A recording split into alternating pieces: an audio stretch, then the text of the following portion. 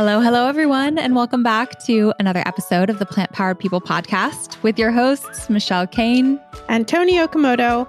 Today, we are having our special VIP second time guest on the Plant Powered People podcast, Colleen Patrick-Goudreau. She really doesn't need an introduction because her work is so fantastic, but I will give you a very brief introduction. She is the author of our favorite cookbook, The Joy of Vegan Baking. It was the first cookbook that Michelle and I both purchased way back when. And she has become a really good friend of ours. We did an episode with her already on being zero waste, and she's just a wealth of knowledge. I'm excited to jump into something that's a little bit different for this podcast, which is composting. I'm really into gardening, so talking about composting was such a delight for me. This is one of my favorite episodes that we've recorded to date. I feel so inspired. I'm so excited for you all to listen. In this episode, we dive into what is composting, the benefits of composting, just different types of composting, composting. Is that even vegan? To use worms, different types of compost bins. And my favorite part about this episode is we really talk about different creative ways that even if you can't have a compost in your own yard, or you don't have a yard or a garden, there's a lot of ways that you can still find usefulness in those food scraps so that they don't have to go in the garbage bin, whether you're going to compost in your yard or find another place where you can drop it off, find a friend, or there's also like some really cool new kitchen compost bins that are coming to life. Not bins, but compost systems that will, in a matter of hours, take your food scraps and turn it into compost. So all these cool things are coming to life. It's a really exciting time for composting, and it's becoming a thing that if you don't know about it and you're not trying it or doing something on the compost front, do you really care about the planet? I'm just kidding. And no pressure. I don't compost yet, but I feel really inspired to, and hopefully you will too after this episode. But first, we would like to thank our sponsors, Better Than Bouillon, who you know and love, and we know and love very well. We've talked a lot about how we use them in soups and stews and curries, but it's very versatile. And one way I use it so often is to bring some complexity to normal staples like quinoa and rice and other grains that absorb the flavor. And I just follow the instructions and add a teaspoon of paste to 1 cup of water when I'm cooking my grains, and it cooks perfectly. And then you can add in some frozen veggies or fresh veggies and make a full meal, and even add in some tofu. It's so easy, great flavor, and not a lot of effort.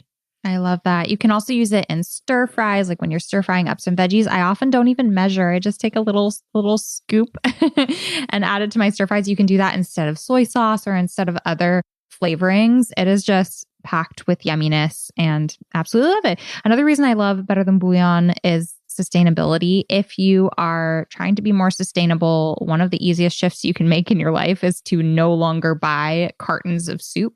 That is mostly water. You're not only paying for the water, but there's also a ton of packaging involved in packaging up soup broth.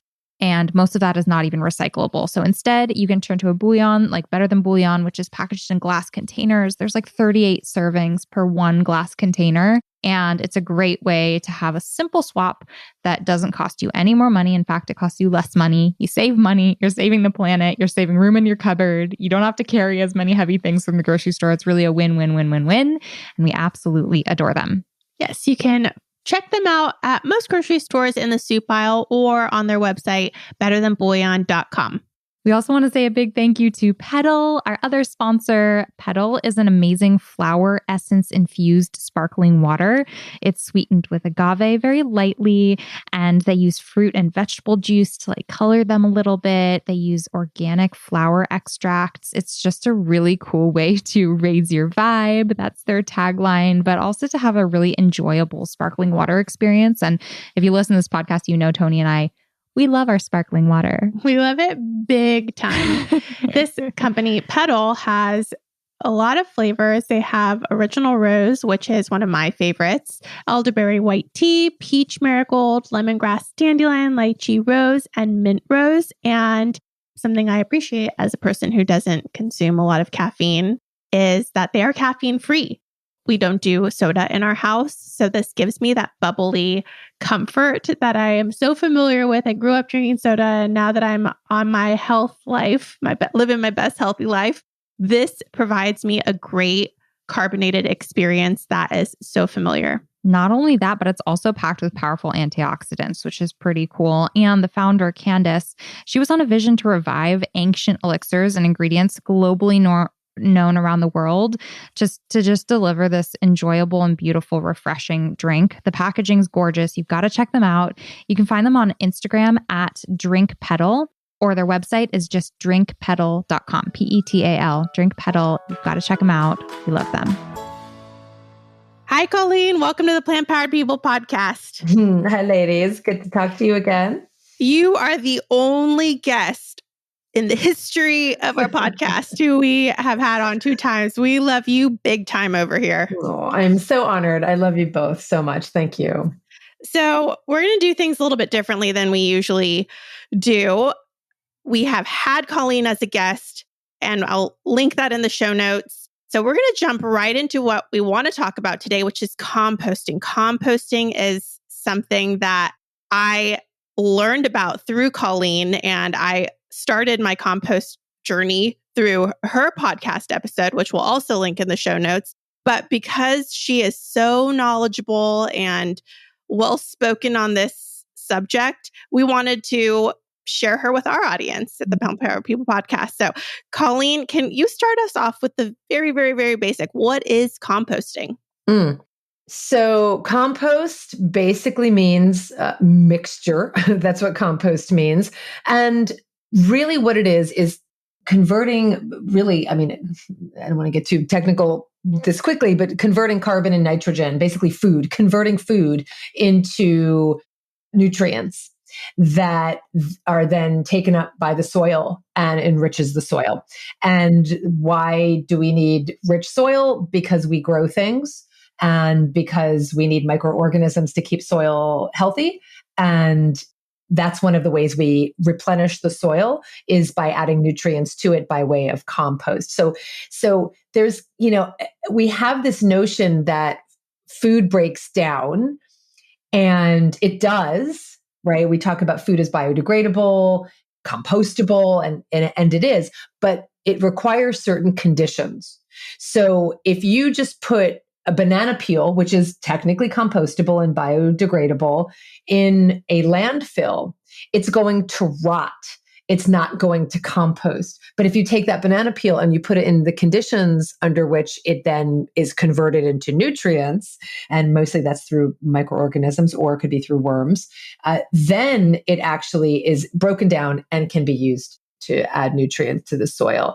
So that's the big difference. And I'm saying this because we really do think that if we just put our biodegradable food waste in the garbage, that if it's brought to the landfill, it's going to break down. But in fact, what happens is the opposite, is that it rots. And as we talked about probably a little bit in the former episode, is that it actually creates greenhouse gases. And one of the most potent greenhouse gases it creates is methane. Not good, and not something we all believe we contribute to, especially those of us who are vegetarian or vegan. We think we're not contributing to greenhouse gases. Of course, all of us are by being alive. But of course, we're contributing to greenhouse gases if we're wasting our food and throwing our food in the garbage, period, full stop. So what's a better way to utilize our food and value it is to make use of it. And composting is the best way to do that. I love that. That's a misconception that I carried with me for a long time. I thought anytime I threw food or just natural whole food waste into the garbage, I'm like, I carry no shame with this. Like, it'll just biodegrade over time. And same thing with like even paper that didn't get recycled and I just put in the garbage can. I just think, it goes back into the earth. But it is a good reality check to realize that that's not so much how it goes. Yeah, it needs the conditions. There are conditions it needs, and it's very simple. You don't have to be an expert in this. So number one, you need food, which I mentioned earlier, carbon and nitrogen, and we'll talk about those specific things. These are the components that organisms need in order to do their job. Number one, food in the form of carbon and nitrogen, and a balance between the two. And I'll just make it even simpler for you. Carbon is brown, nitrogen is green. Carbon Brown is like paper, cardboard, toilet paper rolls. We'll talk more about that. Leaves. And nitrogen is green. So think vegetables, all of the things we have in our kitchens that when we have veggie scraps. Number 2, oxygen. And number 3, water or moisture. So that's it. You do food, oxygen, and moisture. Food, air, and water. That's it. That's awesome. It makes it sound so simple. And I know it's a little more complicated than that. And we will dive into that. But before we do, I want to pick your brain a little bit about the benefits of composting. And I know there's a lot about sustainability, and you live and breathe this in your own life, living a mostly zero waste lifestyle. So can you talk a little bit about the benefits and why someone would consider making the effort to really make sure that their food scraps are going back into being useful for our planet? Well, you just said it. I mean, one of the biggest revelations for me when I started this journey on, the zero waste journey and sustainability was the idea that I didn't need a plastic liner in my garbage can in my kitchen.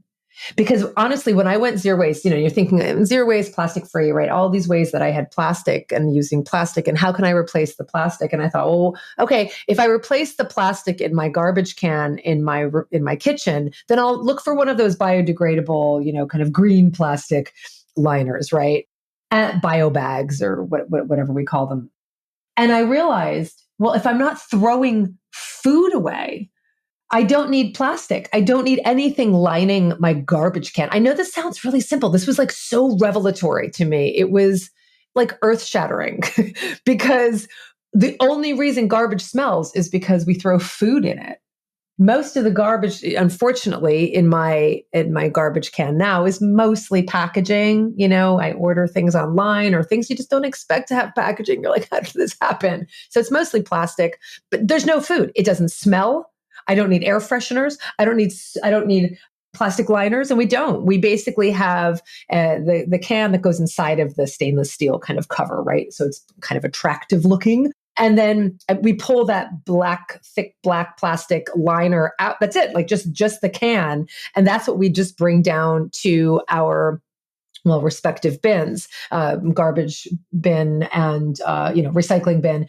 And then the green bin we have here in Oakland, we do have a municipal compost green waste, and it's both combination of kitchen waste and also yard waste. So we're very lucky in that way.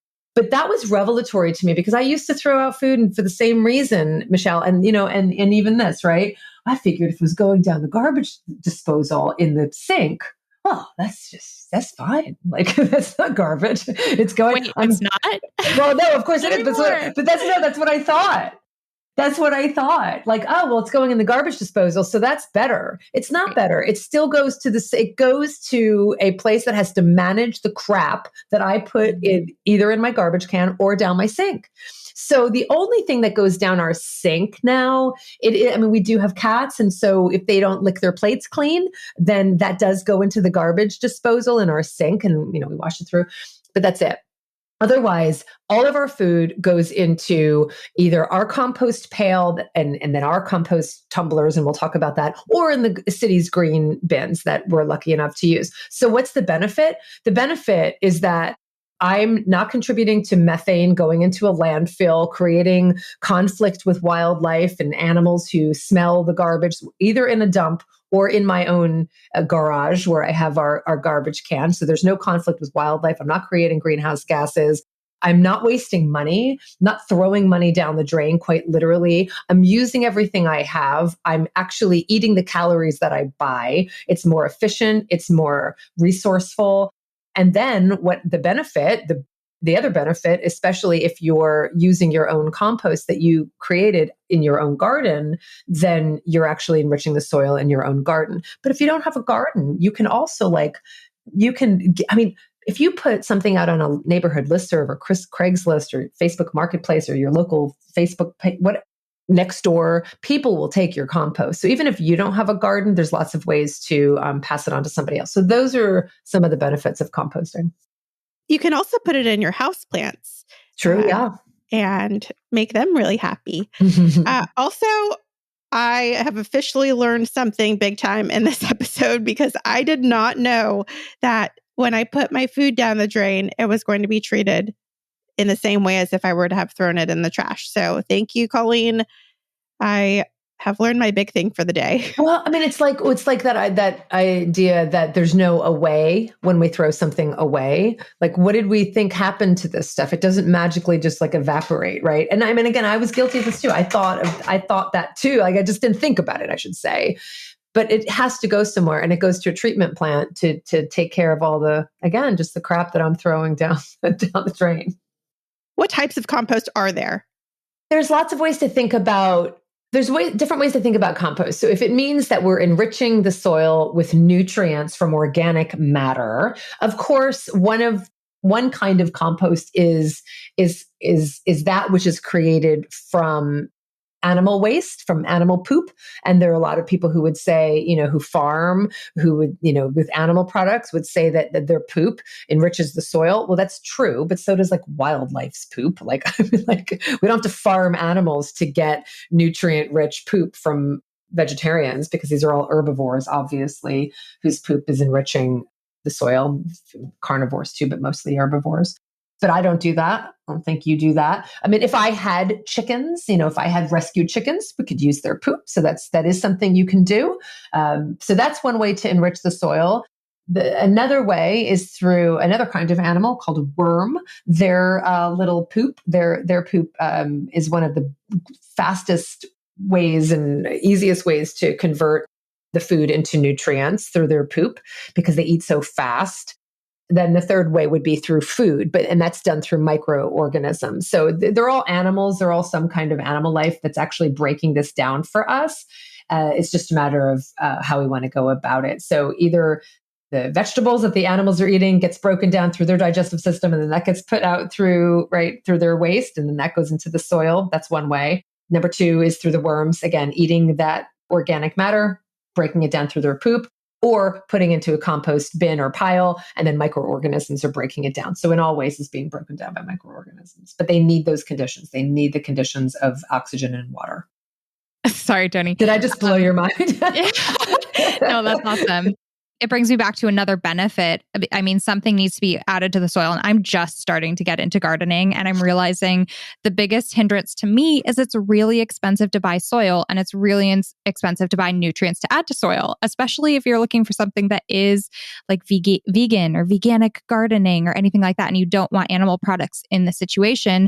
I can barely find a soil that's appropriate at Home Depot or wherever that is vegan and also doesn't include chemicals. And so to be able to create your own compost is a dream of mine. It's not something I'm doing yet. So I eagerly tune in to episodes like this one we're creating now for all the tips, because I plan to soon.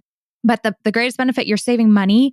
You are creating your own, and you know what's going into it, especially if you're buying high quality produce without pesticides and all of that. Like, you're creating your own, you can create your own organic compost, and then you have that you can use right for your plants. It's like a whole cyclical system that doesn't require additional money constantly coming in order to grow your plants. Absolutely. I mean, what you're talking about is a closed loop system. I mean, that is literally what we're talking about here. So you know exactly what's going into the compost pile, you know what's coming out of it. And, you're not buying all the plastic as well, because it's true. It is possible to find compost that doesn't have animal products in it. And we can talk about some tips around that, but it's more than that, because ultimately, when I'm getting things for the garden to enrich different plants, I'm getting single nutrients. Just like if we are deficient in a particular mineral or nutrient, we take kind of single nutrients, right? If I'm like, I'm deficient in B12 or D, or I need to bump up my vitamin C, or whatever it is, we can take those single nutrients. Well, that's the same thing with the plants. They either just need potassium or nitrogen or phosphorus, and you can buy those as single nutrients, as in the form of rock phosphate, in the form of gypsum. Just there's different single nutrients, but compost is actually creating, it's basically like for us, a whole foods diet where we're getting all of the nutrients through all of the food. And we don't need to then do those single nutrients, because it's so much more holistically inclusive. So it's just much more nutrient rich. So absolutely, like, that is a huge benefit of composting yourself at home. Is it's a totally closed loop system, and it really is satisfying. You feel really proud of yourself. You're really creating something, because even though I'm saying it's easy, it does require thought, and it does require kind of checking it. And and making sure, just like you're watching the soup on the stove, you just have to kind of make sure it's going in the right direction. And there's lots of ways to tell that it's going in the wrong direction, and it's easy to rectify it. But yeah, just with a couple things, knowing what you're doing, it's simple. That's awesome. As people are trying to decide what route they want to go for composting, knowing that worms are one option. I know a lot of people have the question of like, well, is that vegan? It's using worms. So have you looked into sort of the ethics, the sustainability, the different benefits and drawbacks to composting with worms versus other methods of composting?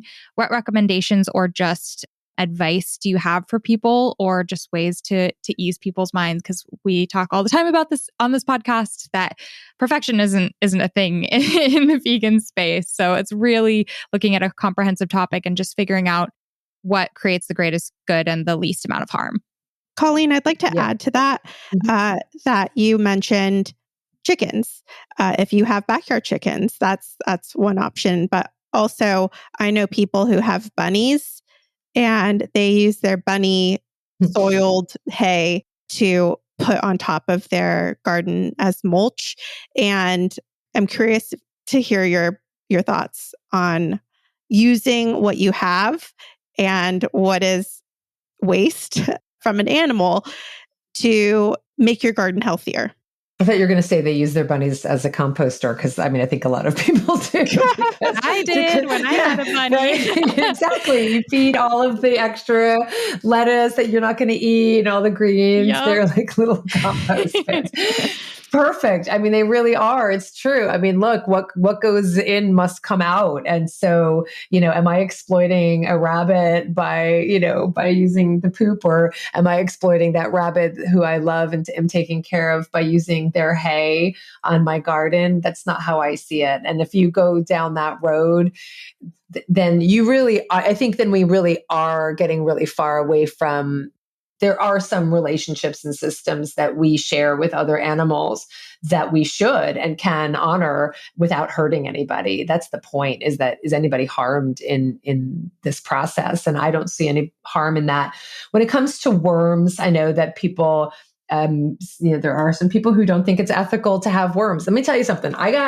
So if we're talking about the kinds of bins, or I have to say pile as well, because you could have a compost pile in your backyard. If you have a big space, you can have a whole area just cordoned off, with some wood, just kind of make it a pile. So you could do a pile. One of the benefits is that if you have a large enough space, you can just kind of throw it in the back part of your yard and just throw greens and different scraps. The downside is that you have to stir it by hand. And if it gets pretty large, it gets harder to break down, because anything we're talking about, all of the matter that we're talking about, whether it's green matter or brown matter, remember, nitrogen is green, carbon is brown. So whether it's green matter or brown matter, it's going to break down faster the smaller it is. So if you just kind of throw everything into a big pile, it's going to take longer to break down, and you have to stir it because you have to create oxygen for it. But it also welcomes critters. And so if you don't want conflict and you don't want animals getting into your compost, then maybe a pile isn't right for you. But when we're talking about the other kinds of compost bins, I have tumblers. There are other kinds as well. The worms just found their way in. Now, there are specific kinds of worms that tend to be used for different worm bins. There are red wigglers or earthworms. But we have one of our tumblers. The worms got in. I feel bad because it's a tumbler and I do have to tumble it. Like, that's how I actually create the oxygen, is by turning the tumbler. But the worms don't love that. They actually don't love to be who loves to be tossed about? Like, who would love to be tossed about, right? But the point is, in some cases, the worms will just get in because this is what worms do. And then the third way is to obviously purchase them. Now, there are different ways to purchase worms for either a regular composter or compost bin, or a vermicompost, which literally means worm composter. So if you're doing worm composting, then you can go to a nursery, a garden store, and have worms. You could probably just ask.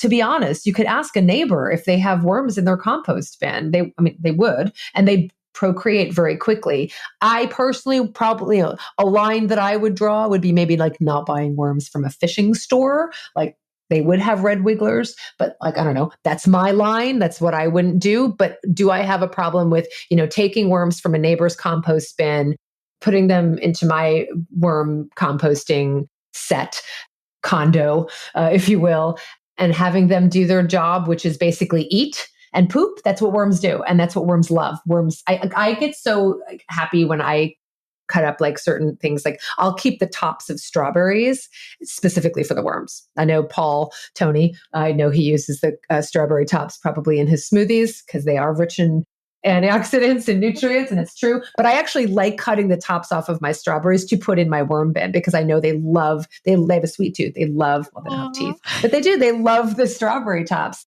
Do I think I'm harming them? No, they're very happy. And then their poop creates the compost that makes the soil very happy and healthy. So, I mean, that's kind of some people criticize vegans for like not going far enough. Some people criticize vegans for going too far. You cannot win. You'll never win. There's always going to be someone to criticize you. In the end, you have to find what your own line is and where you're comfortable. And if you know that you're doing the best thing that you can do and you're not creating harm and you're doing the best you can, I think that's what it's all about. I think it's also really helpful to keep in mind. I know a lot of people really beat themselves up if they're using an animal in any way or worms in any way. And I think what you said is going to be so helpful. But it's also good to keep in mind when you're just getting vegetables from the store, if you're buying produce, Sure. I mean, that compost was used, compost was created somehow. And I'm not sure what systems are used, but I'm guessing it is not keeping the best interests of animals and other life forms in mind. So I don't know if you know anything about that, but that usually, if you're going to do something yourself and treat it with care and be thoughtful about it, it's almost always going to be better than the other alternative. I actually have a lot of thoughts on this because it's something that I went back and forth on for quite some time. And as I mentioned, Colleen was so helpful in my journey and helping me decide what's good for our family. And I ended up going with the very controversial, as a vegan, route of buying worms. They sell worms at the local nursery, and I bought some. And usually people who are starting a worm bin start with a few thousand worms. I bought just a couple hundred, which is not a lot. And they bred very quickly. I think they reproduce every 60 days. They double in size. And their population doubles in size of red wiggler worms. And when I was figuring out what was going to be good for us I don't believe in perfectionism. I believe in doing the least amount of harm. And we were Michelle does not like this. Colleen probably does not like this either. We were throwing our food waste in the waste bin that the city provides us with, even though you're probably not allowed to. We did it anyway because it was better than throwing it in the landfill. We thought it has a better chance of decomposing. And so that was weighing on us. And then the other part is that I know a good amount about the food system. I'm constantly learning things that are horrific to me about how big farms that are creating the produce that I'm eating are harming animals. And so I have started to grow a lot of my own food. I would say that we grow most of our produce these days, and I'm very proud of that. But the thing that Michelle mentioned about cost, and then what Colleen mentioned about the environmental impact of buying things that are packaged in big, giant packages, if I'm buying a lot of it, of plastic waste, also weighed on me. So after all of the research, listening to Colleen's podcast, weighing out how I could do the least amount of harm, I found something that was suitable for us, which is called a sub pod. And the sub pod you put in your garden bed, and it allows the worms to come in and out, and the beds are bottomless. So they can go in the ground, they can come and be within the bed, or they can be in the part where you put the food. And if you create a hospitable environment, they like it. And we think of them as our animal companions. They're free to leave whenever my dog's not free to leave whenever he wants, but the worms are free to leave whenever they want. They stay because we feed them really high quality food, and they create wonderful soil. And I feel so good about what it's doing for our environmental impact. That is so cool. I just looked that up because I wasn't familiar with that. And I love that. So the benefit really in this particular thing is that it's within the garden itself. So if they crawl out, they're in soil if they leave the actual pod. Is that right? Yes, they can go underground. They can go in a different bed. We have a lot of wood chips piled up around where they like to be, and they love the wood chips. So I can see a lot of them in wood chips if I move some wood chips around, and they really just go in and out of the bin as they want to, and in and out of the bed as they want to as well. I love that. No, I love that. And again, everyone has their own line. I can see what this looks like. That's incredible, because then there are also probably some of them who are leaving and it's just dropping the poop right into the soil. These kinds of worms, one of the reasons they're used often for worm bins is because, when I say used, I mean it's basically matching their environment and their habits with our needs. And it's because they actually aren't migratory. They stay really pretty much in an area with all of their community.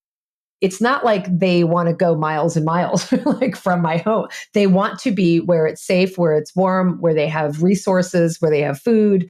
And I think it's great. So I'm going to look into the sub pod, Tony, because honestly, we used the tumbler when we were really growing a lot of our own food, and we're not doing it as much as we used to, and we're not doing it certainly as much as you.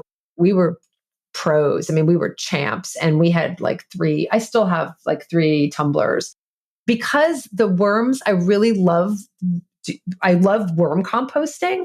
I actually am looking at getting something else. The tumblers are great. And especially starting from virgin, ironically, they do recommend that you start with some kind of compost because that kind of kicks everything off. But even if you just have some soil from the garden, that's fine to start with. Then the worms really, should stay away, and just the microorganisms. And there's macroorganisms too. There are some larger insects that actually play a role in this process as well. But I feel bad because this one particular tumbler that the worms are, there's so many. There's just so many. I just know they don't love being tossed around. So I'm looking at different options, and there are so many options. There are people who live in apartments who have different worm compost, like condos, Towers. They're called, right? Towers. And you just pull, the worms are up top, they drop their poop, you pull that tray out, and then the worms go a little lower, their poop drops again, you pull that out. I mean, it's just this great little system. They're happy, they're getting food, they're warm, they're safe, no one's harming them, and you're getting this rich compost. So you can do that in an apartment. You can do that on a balcony. You don't have to have a yard. Like I said, even if I had a large space, I don't think I would still do a pile. I mean, maybe some people do piles of just mostly brown waste, like carbon yard waste, who have large properties. But I still like the idea of more of using microorganisms and worms rather than just like a big pile in the backyard. I also wanted to add to what you said. You said, ask a neighbor. I have gotten really into my Facebook local gardening groups. And once you find your people, if you are interested in gardening more and making your own compost, there are people who are happy to share. As I mentioned, the worms reproduce at a very, very fast rate. And having someone give you just a little container full of worms from their own worm bin, and they will reproduce and create a lot of good soil in your own garden. And if you just feed them what they like, high quality produce. And it's so funny because I joke that our worms are whole foods plant-based, so we don't give them oil or salt or sugar or anything like that, only good produce. And we're constantly Googling, do our worms like this? And so we cut the parts off that they don't like. And for a while we were grinding it up, but now we're cutting it really. So anyway, finding your people will help you if you're feeling uncomfortable with buying worms. People will give you worms. I see it happen all the time in our local group. For sure. 100%. And actually, let's focus on a little bit of what you said regarding the size of the waste, whether you're talking about, or I should say the food, really the organism, the organic material, which can come in the form of brown or green, as we said. And it's true. You can blend it, you can puree it, you can chop it up really finely, you can just chop it up coarsely. But the smaller it is, just the faster the worms or any microorganisms can break it down, as you can imagine. Same thing with the brown. So when we're talking about the brown waste, one of the things I mentioned was, toilet paper rolls, cardboard. I mean, there's cardboard everywhere all the time. Those are two of the best kinds of brown materials. You can ask neighbors to keep brown cardboard boxes to give to you. You can break those down. Like I said, leaves. But one of the things I do, and one of the things I got, especially when I started composting again here at this house, is I got a shredder. And so we have a shredder, not because we are trying to get rid of any private documents. We're not trying to hide anything. We have a shredder specifically for paper, and that includes some paper that has ink. That is something to consider. There are like so many blog posts on just like, is it okay to use newspaper, because of the ink in a compost, especially if the worms are going to eat it, is it okay? Typically, I'm finding that it's okay, but I wouldn't put anything in my shredder that would be like plastic, obviously, or that would have glue on it, like an envelope or something like that. We have kind of a whole system in our house that when we have paper, when we have a paper bag that we're not going to use or cardboard, I put it in, David does this too. We put it in the shredder, and that becomes the brown waste for the composters. And one way to think about it, again, you don't have to be rigid about it, but you want kind of more brown waste to green waste. One of the things we talked about earlier was if it starts rotting, it's not composting because it smells. And so it just means that you need more brown, you need more dry, you need more carbon. If it's too wet, it's just going to stink and it's not going to compost. It needs some more brown. So you can toss some more brown. So 1/3 green, 2/3 brown. Again, you don't have to be rigid about it. But one of the things I do is, since I have a compost pail on my countertop, one of the quick ways to just do that and kind of find that ratio is I actually take the shredded brown material from my shredder. It's in my office here. And then I put that at the bottom of the compost pail. And it's, those cute little attractive, like stainless steel pails. It's just very convenient to keep it on our counter because of all of the scraps we have. And we produce a lot of scraps. And this way, it not only immediately I'm getting brown into the mixture, it also means that I'm not putting a lot of wet stuff at the bottom of my compost pail, you know what I mean? Because it can get really kind of gross. And, if I'm putting just a lot of wet stuff, even like tea leaves, like immediately then I'm putting something wet at the bottom and it's just harder to clean and it's just more annoying. It'll stick to it as I turn it upside down. So I put the shredded brown paper and then I just then everything goes on top of it. And then when I put it in the compost bin, it's already kind of a combination of brown and green. So that's just a little tip that I picked up a long time ago. That's awesome. The other thing I wanted to mention is for those who don't compost and maybe aren't planning too soon, you can also do the flip-flop of what you're talking about. So I know you're suggesting go to other people and get their scraps and cardboard and whatnot. But if you don't compost and you have a neighbor who does, you can give them your food scraps. I have a neighbor across the street from me who actually approached me when we first moved in because we were getting all this furniture in big boxes and we had tons of cardboard coming in, and they asked if they could have my cardboard. And at the time I was like, okay, this is a weird request, but sure, thank you. I was just going to recycle it and feel bad about throwing so much stuff in the recycling bin. So that's been really nice. We continue doing that over time. And then I also, when I was walking, I saw someone who has a garden and does a lot of composting. And I was like, can I bring you my produce, like scraps? And they said, no, that's fine. But I am on a mission. Like if I was not planning to, in the near future, start my own compost, I think I would really tune in to who around me does compost and maybe could use some more. You could just stick it in the freezer, right? It doesn't even have to be rotting on your countertop. You can put your scraps in the freezer and then drop them off to someone and they don't stink, none of that. So I feel like if you can find creative solutions, even if you can't have your own compost, that's a great way to be a little more sustainable. Totally. And actually farmers will often take it as well. You can go to farmers markets and you can ask any of the just go from stand to stand at a farmers market and ask any of them if you could bring your vegetable waste to them, because some of them will take it as well. So try farmers markets and food stands that you see. Garden centers sometimes do. Universities will, because so one of the things that I did when I was in New Jersey, a few years ago, we were visiting family and, different states and different cities, as we know, have different systems. And where we were in New Jersey, when we were visiting family, they didn't have any compost at the Airbnb we were staying at. The idea of throwing food in the garbage, I will just say, was absolutely anathema to me. I felt I couldn't do it.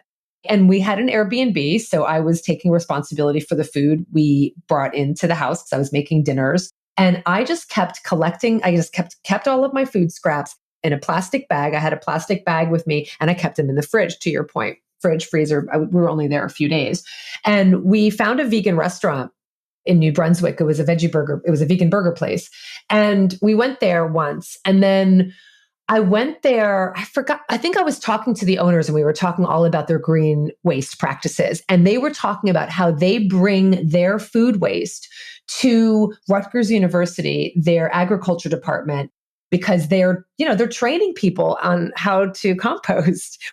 So we were leaving and we were dropping by the burger place beforehand. And I had already asked them, I said, listen, I know this sounds absolutely insane, but I am saving my food scraps because I can't throw these in the garbage. I feel too bad. I said, we're going to be dropping by your place again before we leave to get some burgers for the airplane. And I said, bring my food waste to you and have it, just added to what you're bringing over to Rutgers. And they said, absolutely. And I think, Tony, I think Paul had told me that at one point you were bringing some food waste to a restaurant, right? So restaurants are a possible source to bring some of your scraps. You just never know.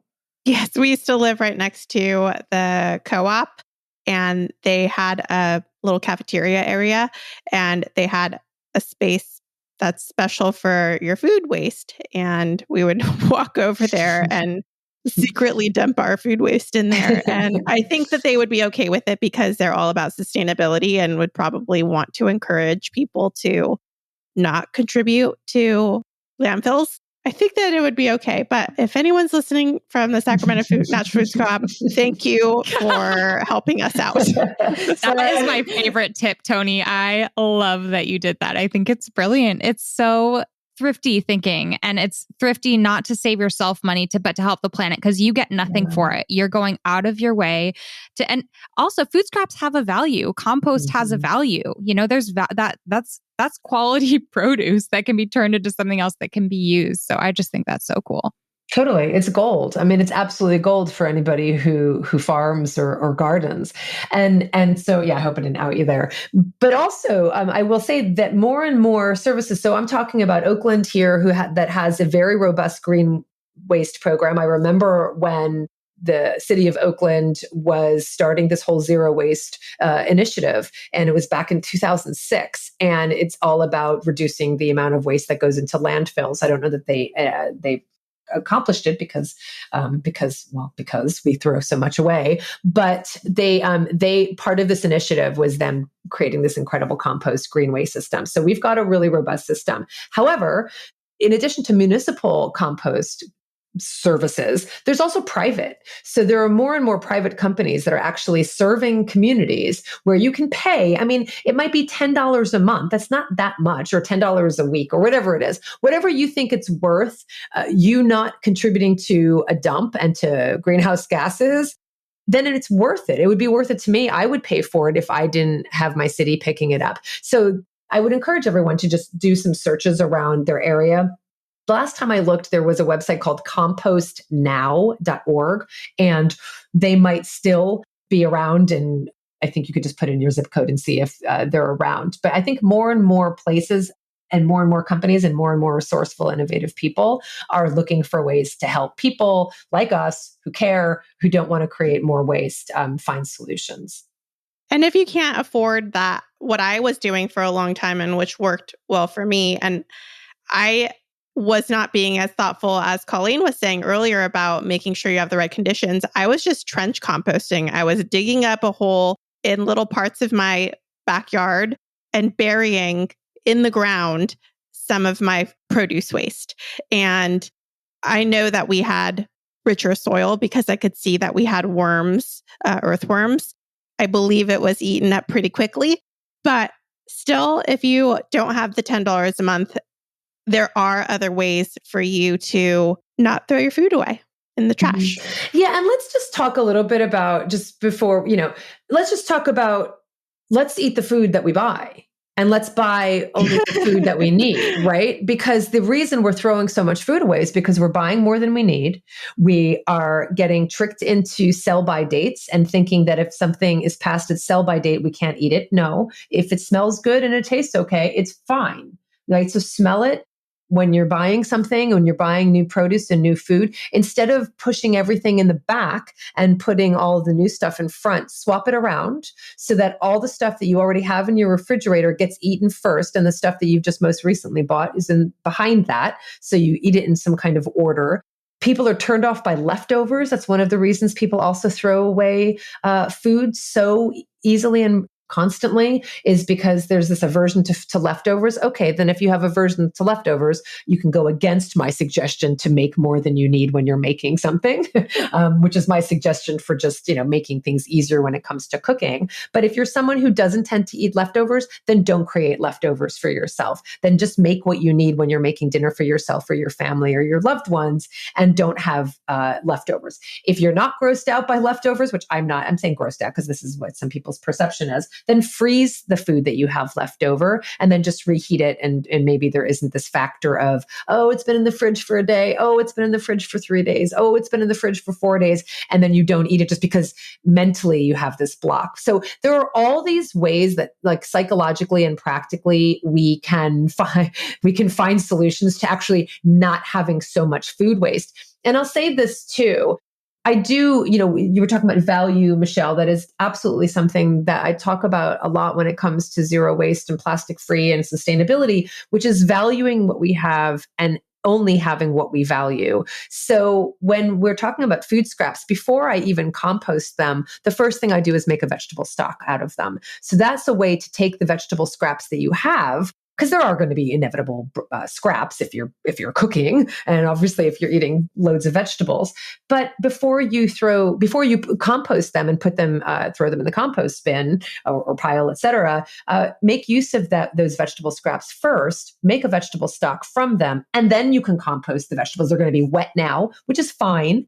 But you're going to want to consider that, maybe balance it a little bit more with some brown. But now you're getting like multiple uses out of the vegetable scraps as opposed to just composting them. You're getting some vegetable stock out of them as well. So there's so many things we can do to reduce the food waste that we're already contributing to. And so composting is great, but composting still in some ways should be the last resort, because we should be eating what we buy. That is a great way to end our podcast. I, as always, have found so much value in the things that you say. And before we go, can you tell people where they can find you? Yeah, so joyfulvegan.com is my website. I am there. I am on Instagram and Facebook. So on Instagram, it's Joyful Vegan as well. On Facebook, it's my name, which is more annoying to spell, but Colleen Patrick-Goudreau is Facebook. If you just search for me, you'd find me there. So yeah, I'm online. I'm available. Happy to answer any of the questions people have, and definitely encourage people to listen to the different podcast episodes on these topics. And I'm excited. Thank you both so much. And Tony, I'm really excited about what you've shared. And I know you're doing so many fabulous things in your back garden there. And I can't wait to see what you're going to be doing, Michelle. I know you're starting to, and it's super exciting to see the development in your yard. But thank you. I've learned so much from you, and I always love talking to both of you. I will be coming to you with lots of questions, I'm sure. But this already has left me so inspired. I think a big thing is just a lot of times we move forward with life and don't think about these things because it's non-urgent. But it really is a lot more urgent than we give it credit for. This is our planet. We only have one of them. This is our home. And to take care of the resources that we bring into our life and the trash that we're putting out is very, very important. So thank you so much for spending time with us today, Colleen. It is always such a joy to have you on the podcast. And we will link all of your other podcast episodes for people who want to go deeper into these topics, as well as your blog posts and your written content, everything you have about composting, because I'm sure people are going to leave here wanting to do something, to take some kind of action. So Colleen has done so much on this, and you are in good hands, dear listeners. Thank you so much. Thank you both. Have a great night. A quick reminder before we sign off to check out our sponsors for this show, Better Than Bouillon, which you can find at your local grocery store in the soup section, or at betterthanbouillon.com. And of course, Pedal. Thank you once again, Pedal, for sponsoring the show. You can find them at drinkpedal.com. Get your bubbly fizzy water on. So delicious. Try their rose flavor, their lychee rose, anything like that. Check them out at drinkpedal.com. I, as I mentioned in the episode, learned a lot. Definitely did not know that putting my food in the garbage disposal did not just make it disappear into whatever is good in the earth. So thank you, Colleen. It's always a pleasure chatting with you. And if you are interested in connecting with Colleen, we are going to put all of the links in our show notes at plantpoweredpodcast.com. Yes, I hope you guys took a lot away from this. And if you found value in the show and would like to support it, it would mean the world to us. We do have a place where you can support the Plant Powered People podcast on Patreon. You can go to patreon.com/plantpoweredpeople and become a supporter of the show. So thank you so much to all of our Patreon supporters who have been supporting us already. It means the world. And for those who are listening and unable to support or just not interested, even just listening means the world to us. Sharing this episode if you know anyone who might be interested in composting. And you can find tons more episodes to inspire, motivate, and help you through tough times at plantpoweredpodcast.com. Thank you all for listening, and we'll talk to you in the next one. Bye.